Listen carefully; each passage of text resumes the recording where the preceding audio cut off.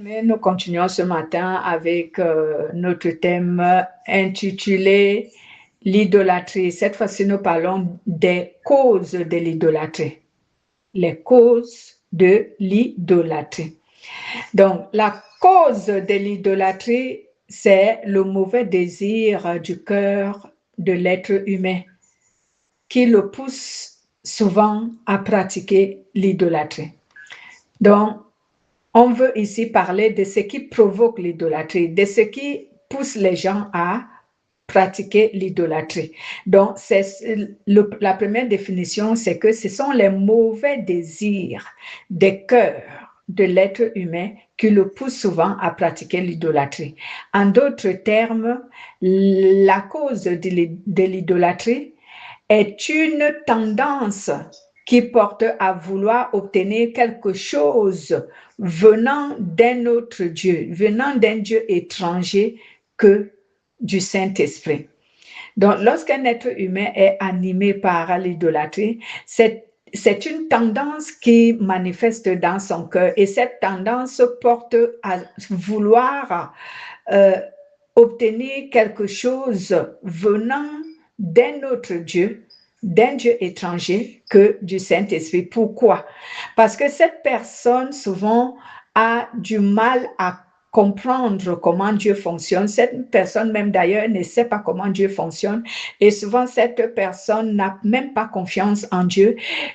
L'expression que les gens utilisent souvent c'est que Dieu agit tardivement, il n'agit pas aussitôt, il n'agit pas vite par rapport à notre souhait. Donc certaines personnes sont souvent poussées à aller donc voir ailleurs parce qu'ils sont pressés, ils ne sont pas patients, ils veulent que ce qu'ils désirent puisse leur être accordé immédiatement. Donc, on va un peu lire le livre de Jacques. Jacques chapitre 1 au verset 13 à 15. On va donc lire ce que ces causes de l'idolâtrie font. Donc, Jacques chapitre 1, verset 13 à 15. Je vais lire, il est écrit, « Quand quelqu'un a envie de faire le mal, il ne doit pas dire, c'est Dieu qui me pousse à faire le mal. Dieu ne peut pas avoir envie de faire le mal et il ne pousse personne au mal. Chacun est poussé au mal par son désir mauvais qui l'attire et qui l'entraîne. Et quand on laisse faire ce désir, il donne naissance au péché, puis quand le péché a grandi, il donne naissance à la mort. Je reprends le verset 14. Chacun est poussé au mal parce que son mauvais désir l'attire et l'entraîne. Donc, voici donc ce qui pousse, ce qui provoque l'idolâtrie, ce sont les mauvais désirs des cœurs des êtres humains qui leur poussent. Cela manifeste des désirs, des tendances dans leur cœur et ces tendances les poussent donc à aller chercher ce qu'ils veulent auprès des autres dieux que le Saint-Esprit, auprès des autres dieux que Jésus-Christ. Donc, les causes de l'idolâtrie ici sont donc multiples. Il y a de nombreuses causes de l'idolâtrie. Mais je vais parler de deux causes qui sont régulières et dont les êtres humains empruntent souvent comme moyen pour pratiquer l'idolâtrie. Je vais parler que de deux. Je ne peux pas parler de toutes les causes de l'idolâtrie parce que les causes de l'idolâtrie sont multiples. Je parlerai uniquement de deux causes qui sont régulières et souvent à l'origine de l'idolâtrie chez la plupart des personnes vivant sur la terre et y compris même chez les chrétiens. La première de ces causes de l'idolâtrie dont je veux parler ici, c'est lorsqu'on est animé d'un désir de devenir riche ou alors de devenir quelqu'un de puissant, de quelqu'un d'important. Quand ton cœur commence à manifester le désir de devenir riche, le désir d'être quelqu'un d'important sur la terre, le désir d'être quelqu'un de puissant, alors à ce moment, fais attention, tu seras entraîné vers l'idolâtrie. Parce que ces choses-là, Dieu, pourquoi je dis que tu seras entraîné dans l'idolâtrie? Parce que ces choses-là, Dieu ne les donne pas facilement aux humains. Pourquoi? Est-ce que Dieu ne les donne pas aux humains parce qu'il ne veut pas ou parce qu'il n'est pas généreux ou parce qu'il les en veut? Non. Au contraire, Dieu ne donne pas facilement la richesse, la puissance ou le pouvoir à l'être humain parce qu'il veut le préserver. Il veut le préserver de quoi? Il veut le préserver de l'idolâtrie. Il veut le préserver de quoi? Il veut le préserver de l'égarement, de la compromission. Et c'est pour cela que Dieu prend du temps d'abord à façonner la personne dont il veut rendre riche ou la personne dont il veut rendre importante dans la société ou la personne dont il veut rendre puissant. Dieu prend le temps de façonner cette personne, mais les êtres humains n'ont pas le temps d'être façonnés ils ne veulent pas prendre du temps d'être façonnés pour devenir riches par la voie de Dieu. Avec l'aide de Dieu, ils ne veulent pas que Dieu les façonne pour leur donner, donc offrir sa richesse ou sa puissance ou sa célébrité. Bon, être quelqu'un d'important, ça passe par là, par les richesses, les pouvoirs et la célébrité. Donc, beaucoup de gens n'ont pas le temps d'être patients. Ils n'attendent pas. Mais Dieu, lui, il ne donne donc pas ces choses-là en un claquement de doigts. Dieu ne peut pas te donner la richesse en une fraction de seconde. Il ne peut pas te donner les pouvoirs en une fraction de seconde. Il ne peut pas te rendre puissant en une fraction de seconde. Non. Il prend le temps de te forger, de te façonner à cela avant de te donner. Et même, il y a beaucoup d'épreuves, beaucoup d'enseignements, beaucoup de formations, beaucoup de brisements pour que Dieu t'amène jusqu'à ce niveau. Mais comme les êtres humains, je parle de la généralité, que ce soit les chrétiens, que ce soit les non-croyants, ils ne supportent pas attendre, alors ils vont auprès des dieux étrangers pour obtenir ces choses, les richesses, le pouvoir, la puissance et ce que nous savons que cela entraîne dans l'idolâtrie. Voici donc pourquoi Dieu essaye souvent dans sa miséricorde d'attirer l'attention des chrétiens, où nous allons lire Timothée chapitre 6, verset 9 à 10, et nous allons aussi lire verset 11 à 12. Le livre de Timothée, je lis, il est écrit à partir du verset 9 jusqu'au verset 10, je lirai jusqu'au verset 12. Il est écrit, mais ceux qui veulent devenir riches tombent dans les tentations, de nombreux désirs stupides et dangereux. Ils les prennent au piège. Ils conduisent les gens vers la mort et les détruisent. Oui, la racine de tous les malheurs, c'est l'amour de l'argent. Plusieurs l'ont trop cherché. C'est pourquoi ils sont perdus loin de la foi. Ils ont beaucoup souffert et c'est leur faute. Mais toi, homme de Dieu, évite ces choses-là. Cherche à être juste. Sois fidèle à Dieu. Vis avec foi. Vis avec foi, amour, patience et douceur. Combat le beau combat au service de la foi, afin de vivre avec Dieu pour toujours. C'est pour cette vie qu'il t'a appelé. Tu as connu cela le jour où tu as affirmé clairement ta foi devant beaucoup de témoins. Voici donc ce que Dieu nous conseille en ce qui concerne les tendances et les désirs de vouloir être riche, de vouloir être puissant, de vouloir être quelqu'un d'important, de vouloir être quelqu'un de considéré, de vouloir tout ce qui fait paraître. Dieu nous dit ici que nous devons vraiment éviter ces tendances, parce que ces tendances-là conduisent beaucoup de personnes à la destruction, conduisent beaucoup de personnes à l'idolâtrie, à aller invoquer d'autres dieux. Je relis le verset 9 à 10 de la version Louis II qui nous dit « Mais ceux qui veulent s'enrichir tomberont dans la tentation, dans les pièges et dans une foule de désirs mauvais. » Dans une foule de désirs mauvais, insensés et pernicieux qui plongent les hommes dans la ruine et dans la perdition. Car l'amour de l'argent est la racine de tous les maux et quelques-uns, pour s'y être adonnés, se sont égarés loin de la foi et se sont infligés à eux-mêmes bien de souffrances. Voici le conseil de Dieu pour nous, les chrétiens.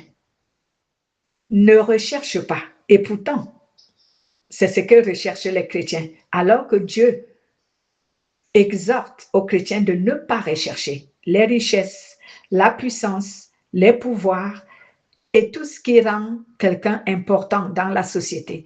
Dieu dit que nous devons être plutôt effacés, discrets, afin que lui-même nous façonne et nous prépare à ces choses s'il veut vraiment nous les confier. Est-ce que Dieu est contre les riches? Non. Est-ce que Dieu est contre les personnes importantes? Non. Est-ce que Dieu est contre ceux qui ont la puissance? Non. Mais qu'est-ce que Dieu n'approuve pas dans tout ça? Dieu ne l'approuve pas, ce qu'il n'approuve pas dans tout ça, c'est que ces choses-là, lorsque tu les obtiens en dehors de son offre, lorsque tu les obtiens d'un autre Dieu, alors cela va te conduire à la perdition. Cela veut dire que tu vas perdre ton âme. Pourquoi? Pourquoi absolument tu vas perdre ton âme? Parce que la richesse rend quelqu'un orgueilleux, rend quelqu'un, il se prend déjà à ce moment-là comme Dieu, il se rivalise même à Dieu. Lorsque quelqu'un est considéré comme étant une personne très importante, elle ne fait pas, elle ne craint pas Dieu, elle n'a même pas égard, elle ne prend même pas égard à Dieu. Lorsqu'une personne a la puissance, elle se croit même égale à Dieu. Et tout cela, c'est par la conduite de cette personne, par le caractère, le comportement de cette personne, la vie de cette personne. Dieu n'a pas la place parce que cette personne se prend égale, se fait égale à Dieu parce qu'elle a tout ce que Dieu a. Pour elle, elle est tout ce que Dieu est parce que Dieu est riche, Dieu est puissant. Dieu est l'être le plus important dans l'existence des êtres, que ce soit des êtres humains ou des êtres en esprit. Dieu est le plus important.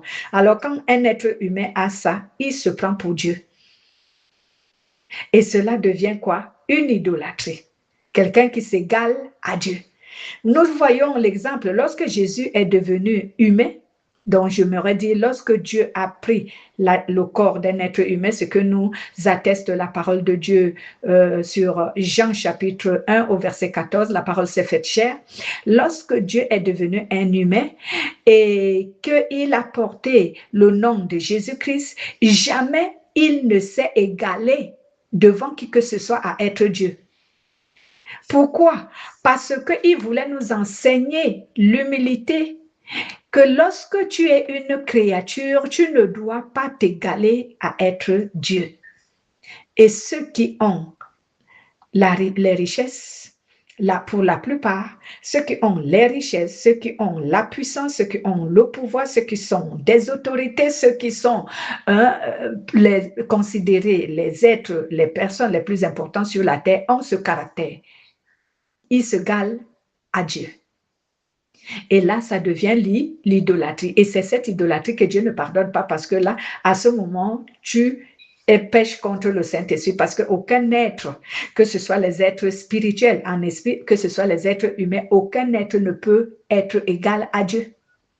Je dis bien, c'est pour cela que Jésus s'était humilié, parce que déjà, il portait le corps d'un être humain et aucun être, celui qui a été créé par Dieu, ne peut être égal à Dieu, ne peut s'égaler à Dieu. Et pourtant, spirituellement, Jésus est Dieu. Mais naturellement, puisqu'il se prenait à ce moment-là comme un être humain, jamais il ne s'est fait égal à Dieu. Voici donc ce qui déplaît à Dieu dans le fait de désirer d'être riche, de désirer d'être puissant, de désirer d'être important, parce que ces choses-là vont t'entraîner à l'idolâtrie. Et beaucoup de personnes qui ont eu ce désir se sont toujours égarées. Si une personne me dit que ce n'est pas la vérité, qu'il me prouve comment il est devenu riche, comment il est devenu puissant et comment il est devenu important, quelles sont les voies qu'il a prises, cette personne, et quelles sont des voies qu'elle a prises pour en arriver là. Elle-même, si elle s'examine, elle va se rendre compte qu'elle a renié Dieu, elle a pratiqué l'idolâtrie, elle a fait ce qui déplaît à Dieu avant de devenir quelqu'un de riche, quelqu'un d'important, quelqu'un de puissant. Parce que tu empruntes toujours les voies qui déplaisent à Dieu pour obtenir ceci lorsque tu n'as pas attendu que c'est Dieu qui te les offre à sa manière, en son temps et selon qu'il t'aura apprêté pour cela. Lisons également Hébreux chapitre 13 au verset 5, les conseils que Dieu donne aux chrétiens. Que votre conduite ne soit pas inspirée par l'amour de l'argent, dans le fait de devenir riche. Contentez-vous de vos biens actuels, car Dieu lui-même a dit, je ne te délaisserai pas, ni je ne t'abandonnerai pas. Donc Dieu dit à tout chrétien de se contenter de ce qu'il a.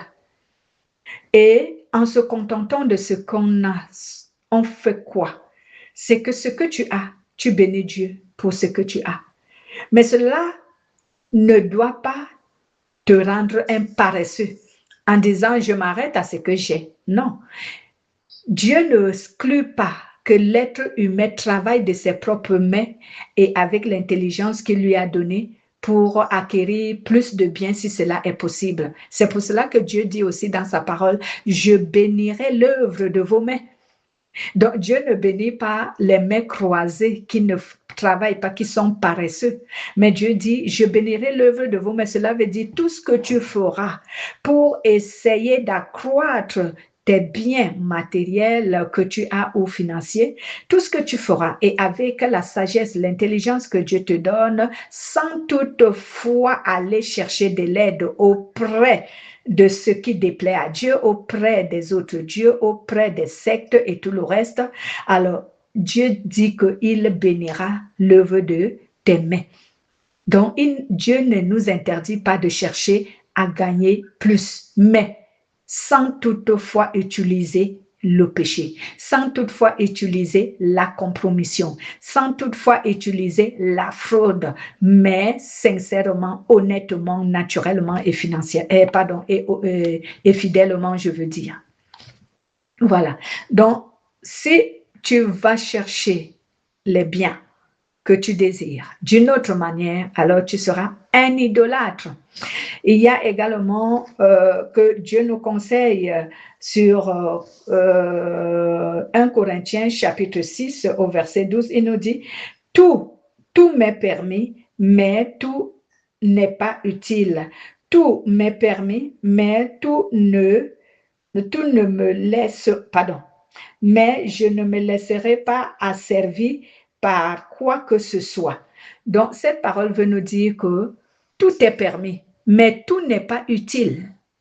Donc, ce qui est permis, c'est que, comme je venais de le dire tantôt, nous pouvons multiplier nos biens avec honnêteté, infidélité, et l'œuvre de nos mains et la sagesse que Dieu nous a donnée sans utiliser la compromission, sans utiliser le péché pour y arriver. Donc, cela nous est permis. Mais est-ce que tout cela est utile aussi? C'est pour cela que la Bible nous dit, nous devons chercher le nécessaire pour notre survie sur la terre en tant que chrétiens. L'abondance, Dieu ne dit pas que l'abondance est mauvaise, mais l'abondance expose souvent les êtres humains à l'orgueil, au péché et à l'idolâtrie. Maintenant, la deuxième cause de l'idolâtrie chez certaines personnes, ce sont les soucis de la vie. Les soucis de la vie. La parole de Dieu nous dit que les soucis de la vie amènent certaines personnes à rechercher de l'aide, même là où il ne faut pas. Et souvent, ces personnes-là vont chercher de l'aide auprès des dieux étrangers ou là où il ne faut pas. Pourquoi? En fait, parce qu'ils n'ont pas placé leur confiance en Jésus. Ils n'ont pas placé leur confiance en Dieu.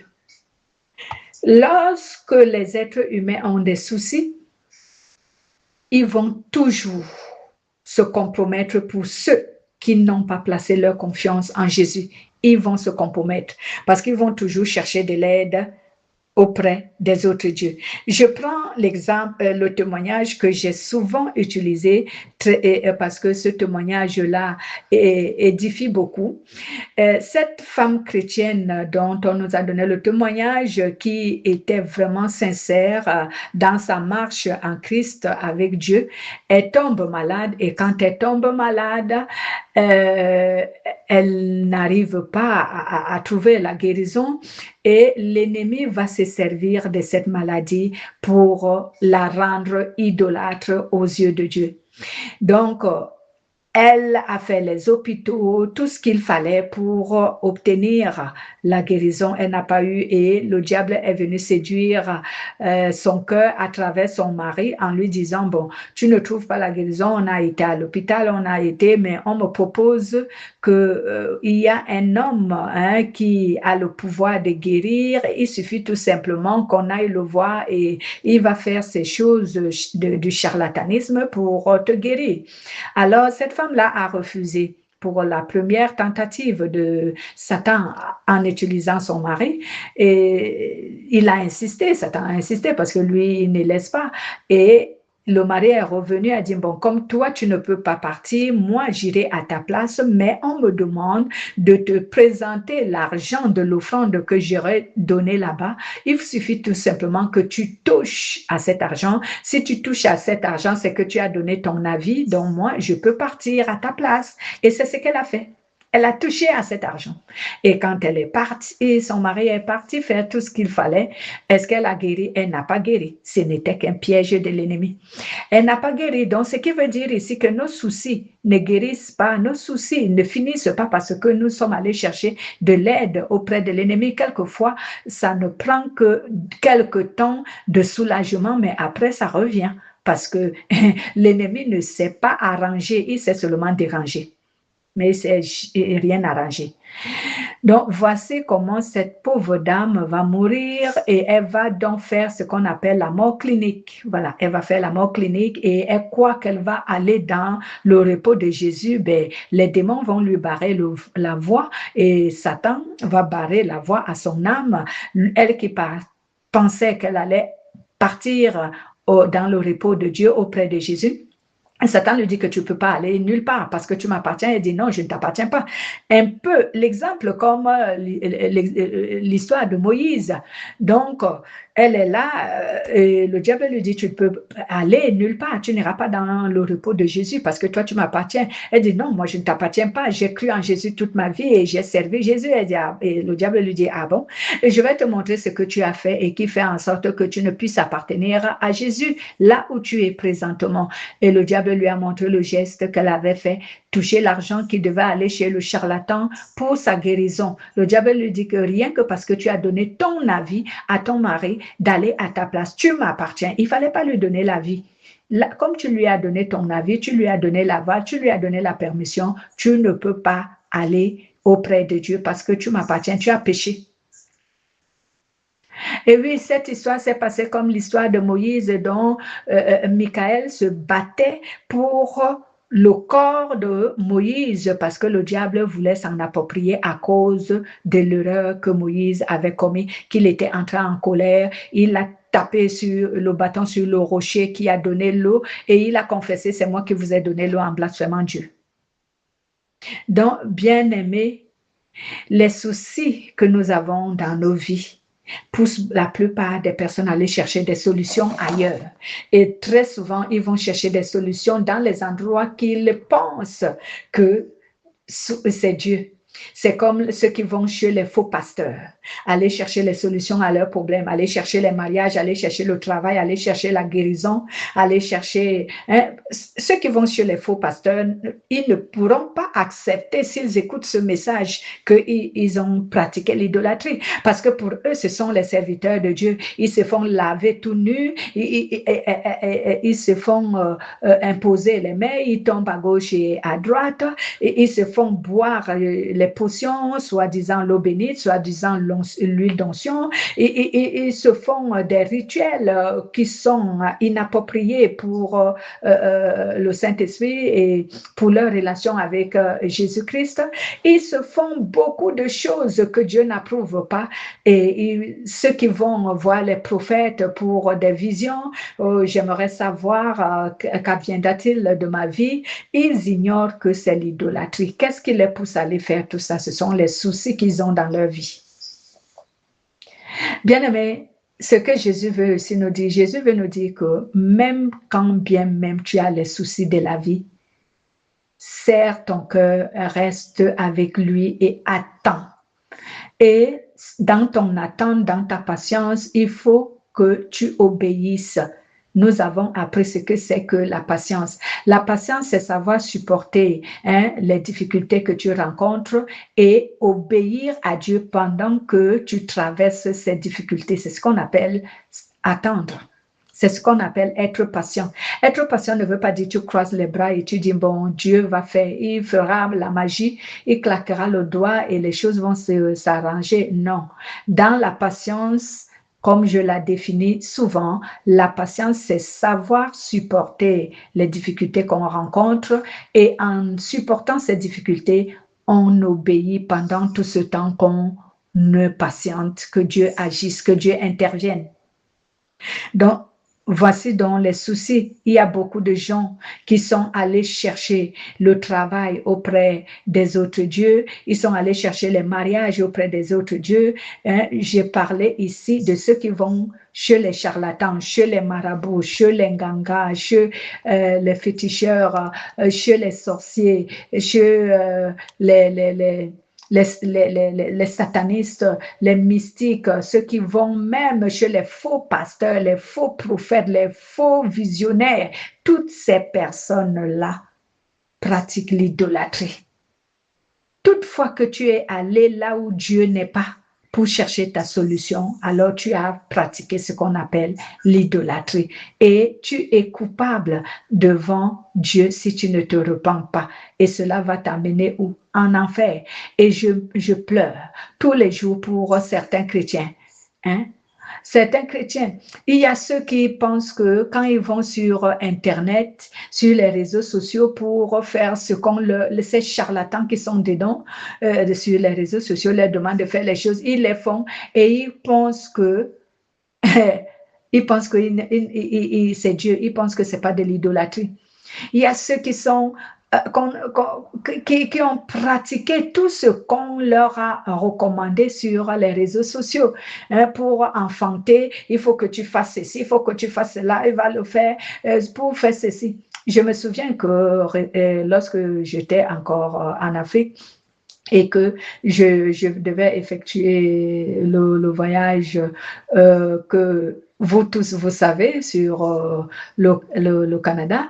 Alors, une cliente à moi qui savait, qui était déjà pour moi comme une sœur parce qu'on se connaissait pendant des années et qui savait que jusque-là, la voie ne s'ouvrait pas, Elle m'a envoyé une proposition. Et moi, je savais que c'est le diable qui l'utilisait.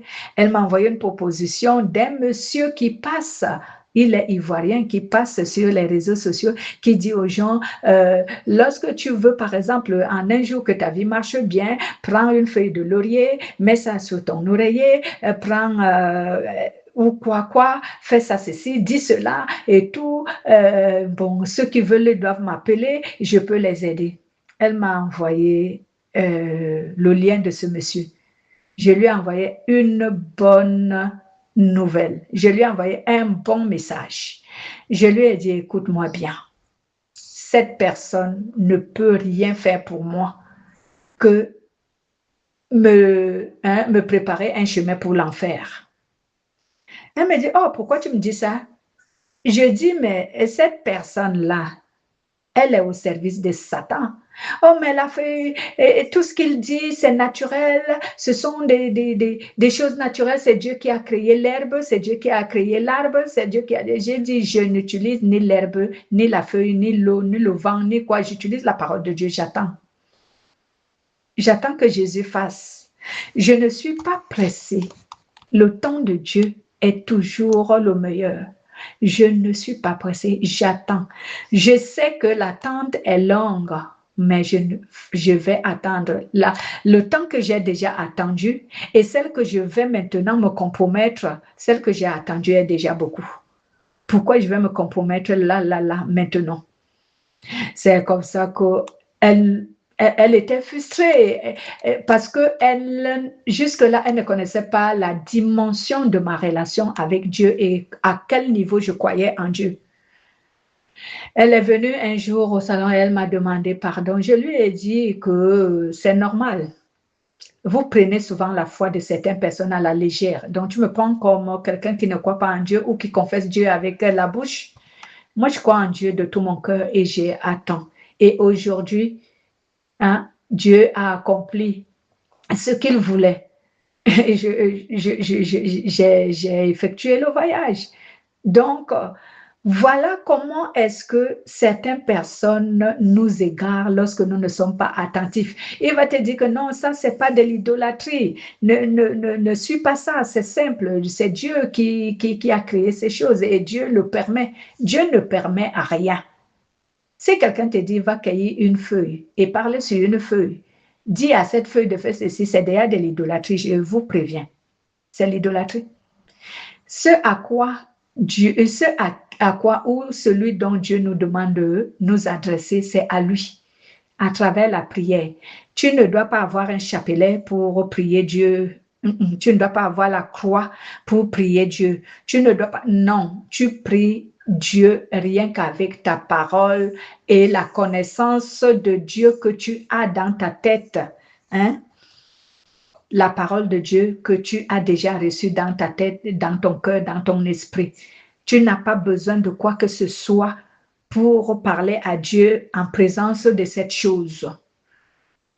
Il nous a dit que vous ne me représenterez pas par des choses qui sont en haut, sur la terre et plus bas que la terre. Donc, tu ne dois pas représenter Dieu par un objet ou par quoi que ce soit et dire que sur cet objet, tu peux t'adresser à Dieu. Non. On parle à Dieu comme tu parles avec un être humain qui est face à toi, que tu le vois ou tu ne vois pas. Et c'est pourquoi Jésus nous a dit, ceux qui auront cru à moi sans m'avoir vu, ce sont eux qui sont les vrais croyants. Parce que vous, quand vous me voyez, là, vous croyez. Et cela s'adresse aussi à nous aujourd'hui. Il y a des gens qu'il faut qu'ils voient la manifestation de la puissance, je ne sais pas de qui, qu'ils attribuent comme étant la puissance de Dieu pour croire. Donc, il faut que tu vois les gens tomber pour croire que Dieu est là-bas. Il faut que tu vois les gens qu'on impose les mains, qu'on tourne, qu'on fait boire de l'eau, on fait je ne sais quel rituel pour que tu crois que Dieu est là-bas.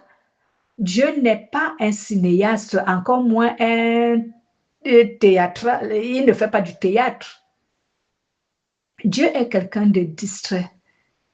C'est un être distrait. Il fait ces choses en solo, en silence et quelquefois inconnu de la plupart des ignorants. Ceux qui connaissent ce que Dieu fait, ce sont ceux qui sont habités par son esprit et vraiment affermis dans la foi et dans sa parole. Voici donc ce que Dieu nous recommande ici, de ne pas chercher à aller voir ailleurs si nous sommes dans les problèmes, si nous vivons les difficultés. Nous devons rester dans la foi et lui faire confiance parce que lui, Dieu, il ne ment pas et il prend soin de ceux qui se confient à lui. Je vais lire le livre de Somme, chapitre 37, au verset 5 à 7. Le livre de Somme que nous dit la parole de Dieu. Pour terminer, Somme 37, au verset 5 à 7. Et je pense que ce verset peut encourager beaucoup encore, afin que chacun garde la foi. Il est écrit, « Remets ton sort à l'Éternel, confie-toi en lui, et c'est lui qui agira. Il fera paître ta justice comme la lumière et ton droit comme le soleil à son midi. Garde le silence devant l'Éternel et attends-toi à lui. Ne t'irrite pas contre celui qui réussit dans ses mauvaises voies, contre l'homme qui accomplit de mauvaises choses, mais confie-toi en l'Éternel. » Nous lisons également Proverbe 3 au verset 5 à 6. Proverbe, donnez-moi du temps d'aller sur Proverbe 3. Proverbe 3. Voilà, 5 à 6 nous dit quoi? Confie-toi en l'Éternel de tout ton cœur et ne t'appuie pas sur ton intelligence. Recommande-le dans toutes tes voies et c'est lui qui aplanira tes sentiers. Amen. Recommande donc tout à l'Éternel et c'est lui qui planera tes sentiers. Confie-toi en Dieu. Et j'exhorte, comme je vous ai souvent exhorté, supportez les souffrances. Si tu ne supportes pas la souffrance, tu seras perdu. Il faut forger son cœur à supporter les situations dures, à supporter les situations déplaisantes, à supporter les situations, même si je peux m'exprimer ainsi, insupportables pour certains. C'est des prières que tu dois demander à Dieu parce que tant que tu vis ici sur la terre en tant que chrétien, tu vas rencontrer beaucoup de difficultés, tu auras beaucoup de soucis dans ta vie et il faut que tu forges ton cœur à pouvoir supporter en attendant que Dieu agisse. Voilà notre enseignement de ce matin. Soyez encore bénis dans le nom de Jésus-Christ.